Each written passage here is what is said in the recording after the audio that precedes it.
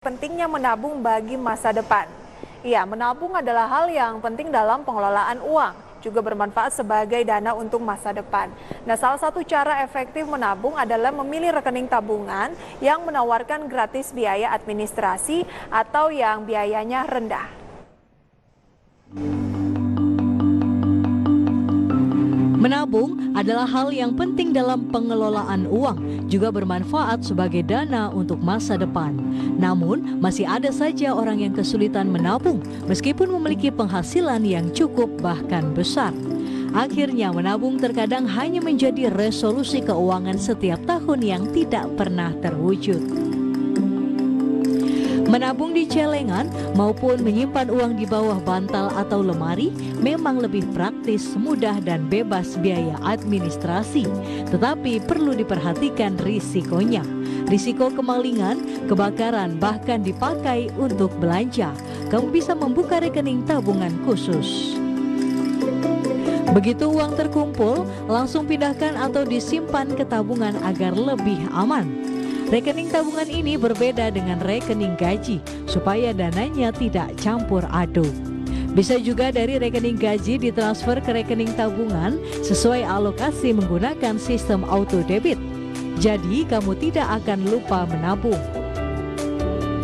Pilih rekening tabungan yang menawarkan gratis biaya administrasi atau yang biayanya rendah. Paling penting, sesuai kebutuhan dan kondisi finansialmu, terutama dalam hal setoran. Disiplin kunci sukses menabung. Belajar menabung saja dulu agar terbiasa menyisihkan uang. Jika komitmen kamu menabung harian, mingguan atau bulanan, realisasikan sesuai rencana. Disiplin menyisihkan uang jangan sampai terlewat. Lantas, bagi Anda yang lebih nyaman untuk menabung dengan metode harian, tetap saksikan IDX First Session Closing untuk pembahasan lebih lanjut ya. Menabung, pemirsa, kata yang sering kita dengar tetapi kayaknya sulit ya untuk diterapkan. Nah, tidak terasa kita sudah di tahun 2022. Mumpung masih Januari, mungkin resolusi-resolusi untuk menabung di tahun-tahun sebelumnya sulit tercapai karena adanya pandemi COVID-19. Nah, di 2022 yuk kita mulai lagi untuk resolusi menabungnya. Masih di Januari nih, jadi masih panjang sampai dengan akhir tahun. Bagi yang sudah menabung dari dulu dan masih berlangsung sampai saat ini, coba cek kira-kira tabungannya sudah seberapa banyak dan apakah sudah mencapai target, karena melihat dari sisi kedisiplinan dari kita juga ya. Anda tentu tidak asing dengan istilah, pemirsa, yang cukup common di Indonesia, yaitu generasi sandwich, di mana satu orang ternyata bisa membiayai generasi sebelumnya dan juga generasi sesudahnya, artinya orang tua ataupun juga mertua dan juga anak-anak mereka. Nah, ini tentunya membuat kita semakin sulit biasanya ketika kita harus bekerja, tetapi tidak hanya membiayai diri kita dan pasangan, tetapi orang lain juga. Nah, ini yang membuat generasi sandwich, faktor sosial juga masih cukup tumbuh signifikan di masyarakat Indonesia. Nah, ketika kita tidak menabung, tidak mempunyai dana darurat, tidak mengalokasikan dana-dana yang kita miliki dari pendapatan, nah ini akan menjadi bumerang di kemudian hari, pemirsa. Mungkin banyak yang sudah merasakan hal tersebut ketika tiba-tiba pandemi datang tanpa kita duga, kita tidak punya persiapan, kemudian tempat bekerja mungkin juga ditutup bagi Anda yang masih tidak di layoff gitu ya. Ini masih beruntung, pemirsa, tapi bagi Anda yang tidak punya dana darurat, nah ini menjadi pembelajaran untuk kita bagaimana pentingnya menabung. Karena ternyata, pemirsa, terkadang orang yang sukses itu bukanlah karena mereka bekerja keras dan sebagainya atau memiliki pekerjaan yang luar biasa dengan penghasilan yang tinggi, tetapi hanya didasari oleh faktor besarnya gaji atau tingginya jabatan, tapi juga, pemirsa, adalah menabung. Seperti yang saya sampaikan, pemirsa ya, terkadang sesederhana kebiasaan menabung pun menjadi faktor yang sangat berpengaruh nih dalam usaha untuk mencapai hidup yang lebih sejahtera. Menabung memiliki banyak manfaat loh. Salah satunya adalah melatih kesabaran. Nah, dengan menabung, Anda bisa bersabar atau menahan diri untuk membeli sesuatu dengan dana yang dimiliki. Dan dengan menabung, Anda bisa lebih mudah mengatur dan juga menentukan sesuatu sebagai prioritas dan yang bukan prioritas. Iya, pemirsa, menabung dapat mencegah kebiasaan kita untuk berutang. Kebiasaan berutang berpotensi ini membebani Anda di masa depan. tumpukan utang yang ditambah bunga akan menambah beban tentunya. Nah, melalui dana yang tersimpan pada tabungan, Anda bisa membeli barang yang mungkin Anda inginkan tanpa harus melakukan peminjaman ataupun berhutang. Kalau dari pengalaman saya sendiri pemirsa, memang belum terlalu signifikan karena kebutuhan yang juga masih cukup tinggi. Apalagi kan tinggal di ibu kota di Jakarta. Ini biaya hidup bisa dikatakan cukup besar. Jadi saya mendisiplinkan diri untuk kalau bisa menabung paling tidak sekecil-kecilnya 10% dan paling besar 30% sampai dari gaji yang saya peroleh setiap bulan. Gaji tetap begitu pemirsa ya, karena meskipun kecil hanya 10% atau mungkin ada kesempatan di mana kita bisa menabung 30%, tapi paling tidak yang paling utama itu adalah disiplin. Jadi kita harus mendisiplinkan diri sedikit-sedikit pemirsa, menurut saya lama-lama bisa menjadi bukit. Nah, menabung dapat menambah jumlah dana darurat juga seperti yang sudah dibahas di awal ya. Kita tidak akan tahu ada hal apa yang akan kita alami di masa yang akan datang. Tentunya kita juga harus menyiapkan uang untuk hal-hal yang tidak terduga di kemudian hari. Nah, menabung dapat membuat Anda menjadi andal mengatur keuangan. Belajar menabung sejak dini merupakan kebiasaan positif pemirsa untuk Anda. Apalagi kalau sudah berkeluarga nanti.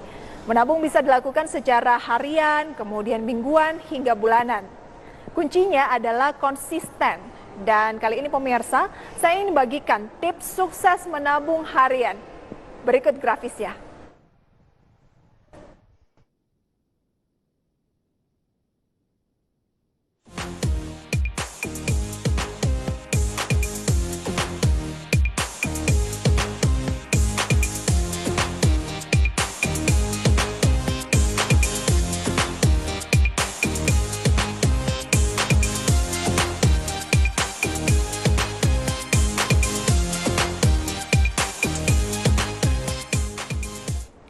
Sedikitnya ada 4 tadi pemirsa ya, yaitu menabung dengan nominal kecil, kemudian menabung secara manual, kemudian manfaatkan diskon dan batasi belanja online. Dari keempat ini kira-kira mana yang sulit dilakukan?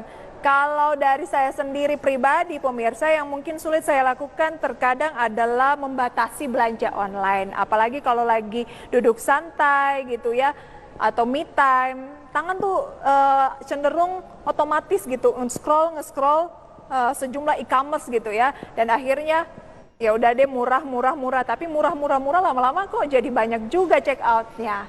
Menabung setiap hari dengan nominal yang kecil memang terlihat mudah, namun jika Anda tidak menerapkannya secara disiplin, maka Anda akan cenderung untuk cepat menyerah dan akhirnya berhenti di tengah jalan. Nah, untuk memudahkan kegiatan menabung, kita bisa melakukannya dengan cara manual. Misalnya kita menyisihkan uang kembalian belanjaan untuk ditabung di tempat khusus atau celengan.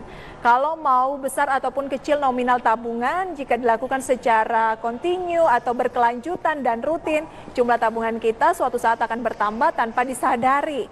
Nah, memulai dengan nominal yang kecil juga bisa membentuk kebiasaan menabung yang baik. Lambat laun kita bisa untuk menambahkan nominal tabungan sedikit demi sedikit untuk bisa melangkah ke level menabung yang lebih tinggi. Jadi kita membiasakan diri dulu. Kalau diri kita sendiri sudah terbiasa, lama-lama kan kita akan merasa tidak enak, ada yang kurang nyaman ketika kita absen melakukan tabungan di misalnya bulan ini menabung, kemudian bulan depan kita absen. Kalau sudah terbiasa akan ada yang mengganjal. Nah, itu dulu kebiasaan dulu yang harus dibangun. Nah, berikutnya ini pemirsa, jika ingin hangout bersama teman, nah ini juga terkadang menjadi ancaman ya untuk mengganggu tabungan, ataupun hangout bersama keluarga, pasangan, sekali-kali pergi tempat yang tidak membutuhkan biaya banyak, atau bahkan kalau bisa yang tidak perlu mengeluarkan biaya. Kan yang terpenting adalah dengan siapa kita pergi, bukan tempatnya gitu ya. Dan mungkin bisa cari tempat-tempat rekreasi seperti museum yang biasanya memiliki diskon untuk pelajar, bagi Anda yang masih pelajar, kemudian orang tua, atau diskon member. Nah, dengan begitu, sedikit-sedikit pengeluaranmu akan aman untuk setidaknya dimasukkan ke dalam celengan ataupun juga tabungan. Ketika kita harus menyisihkan uang untuk menabung, bukan berarti Anda ini tidak bisa menikmati uang yang Anda miliki sama sekali kok. Untuk tetap bisa melakukan aktivitas yang menyenangkan tanpa harus boros mengeluarkan uang. Anda bisa memanfaatkan diskon atau promo yang sedang berlangsung. Misalnya nih, saat belanja atau diskon liburan lainnya. Nah, saya sendiri pemirsa di dalam dompet tuh punya banyak sekali kartu member, nggak apa-apa karena nggak rugi, kartu member nggak bayar. Kadang memang ada pembelian minimum tergantung dari merchandise-nya gitu ya. Tetapi ini sangat mempengaruhi untuk nambah poin ataupun ada diskon ketika kita butuh suatu saat nanti. Nah, kira-kira diskon-diskon apa saja yang sering saya manfaatkan, yaitu diskon belanja di mall, kemudian diskon mungkin minuman, membeli kopi gitu ya. Karena diskon 5.000 atau 10.000 saja ini sangat bermakna. Kalau itu rutin kita lakukan setiap hari kan juga lama-lama menguras biaya juga kan. Terkadang kita melihat nominalnya kecil, tetapi tanpa kita sadari bahwa ternyata itu sangat-sangat membantu loh. Anda pernah ngitung nggak ya? Kita akan lihat pemirsa ya, seperti apa dampak dari belanja online yang berlebihan berikut ini. Saat ini platform online yang tersedia sangat memudahkan kita untuk berbelanja dan memenuhi segala kebutuhan tanpa harus bersusah payah meninggalkan rumah. Namun karena tingkat kemudahannya yang tinggi, belanja online seringkali membuat kita menjadi boros. Jika tidak bisa menahan hasrat untuk berbelanja, bisa-bisa pengeluaranmu akan melonjak drastis dan akhirnya kamu tidak bisa memiliki sisa dana untuk kamu tabung. Untuk menghindari hal tersebut, kamu harus membatasi diri dan lebih bijak dalam berbelanja. Kamu bisa buat list barang yang kamu butuhkan dan harus dibeli sesuai dengan skala prioritasnya. Godaan praktisnya belanja online dengan harga yang lebih murah kadang membuat kita tidak bisa menahan diri untuk membeli barang lain di luar kebutuhan. Pastinya kamu tidak jarang berpikir bahwa barang yang kamu beli sebenarnya tidak penting dan hanya efek impulsif saja.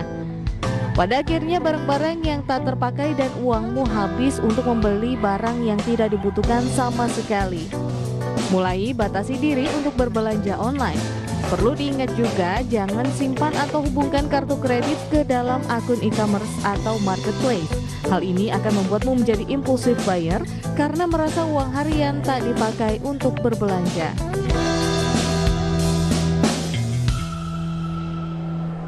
Coba-coba pemirsa lihat marketplace-nya gitu ya, mungkin Shopee atau Tokopedia atau yang lainnya, kira-kira keranjangnya ini ada berapa banyak yang masih ngantri untuk di check out atau Anda baru saja melakukan check out. Kemudian nggak hanya di marketplace ya, terkadang kita scroll Instagram lihat baju-baju yang cantik, apalagi ini menjelang dari tahun baru China gitu ya, lihat Cheongsam mungkin dan juga pakaian yang lucu-lucu. Sebenarnya kita menggunakannya hanya sekali, kemudian yang tahun lalu juga baru sekali kita gunakan, tetapi karena ada model terbaru, kemudian kok kayaknya menarik mata, akhirnya kita melakukan pembelian lagi yang ternyata itu di luar dari budget yang sudah kita tetapkan untuk bulan ini. Akhirnya kan yang tergerus biasanya dan pasti adalah tabungan. Apalagi kalau kita akhirnya berpikir, oh nggak apa-apa, harganya murah kok, misalnya cuma ratusan ribu, saya ngutang dulu. Nah, kalau dibiasain seperti itu nanti habitnya akan buruk. Lebih baik habit yang dibiasain itu adalah menabung. Meskipun kecil-kecil tidak masalah. Yang penting terus continue. Intinya adalah disiplin. Dan juga yang biasanya menguras kantong pemirsa, membuat kantong bolong ini adalah kebiasaan kita untuk makan di luar atau nongkrong. Nongkrong tidak masalah ya, berbincang dengan rekan-rekan ini sesuatu hal yang baik gitu ya, tapi harus menerapkan protokol kesehatan.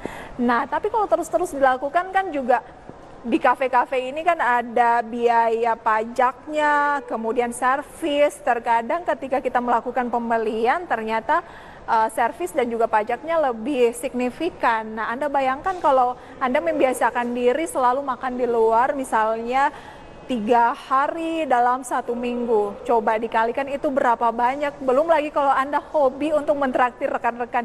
Bukan berarti pelit pemirsa ya, tetapi ini lebih ke gaya hidup.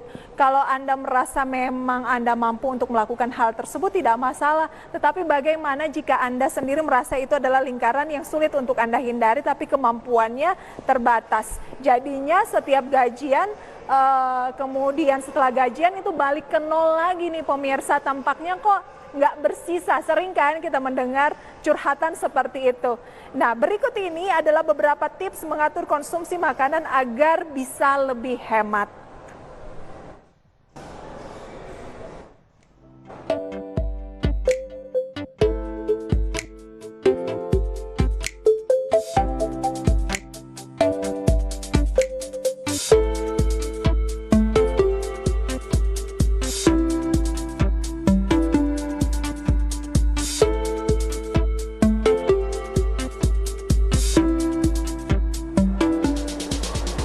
Memang butuh effort pemirsa ya, kita harus buat rencana nih konsumsi harian, jangan sampai kepikiran mau makan apa ya, tiba-tiba oke, saya sebaiknya pesan makanan online. Itu kan tidak terencana. Kemudian juga yang kedua ini adalah kalau bisa imbangi dengan banyak minum air putih, kemudian prioritaskan untuk habiskan stok makanan yang mau kadaluarsa.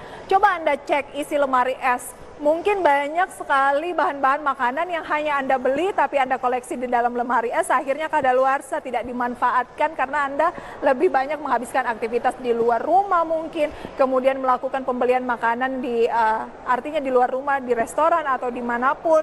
Dan yang keempat adalah sediakan roti. Ini bisa menjadi ganjalan utama ketika Anda merasa lapar. Karena terkadang lapar itu sebenarnya kita nggak terlalu butuh, tetapi hanya faktor pikiran kita saja yang merasa kita lapar, mungkin sedang tidak melakukan aktivitas. Sehingga kita merasa oke, kayaknya saya belum makan nih. Padahal sebenarnya tubuh Anda tidak butuh gitu ya.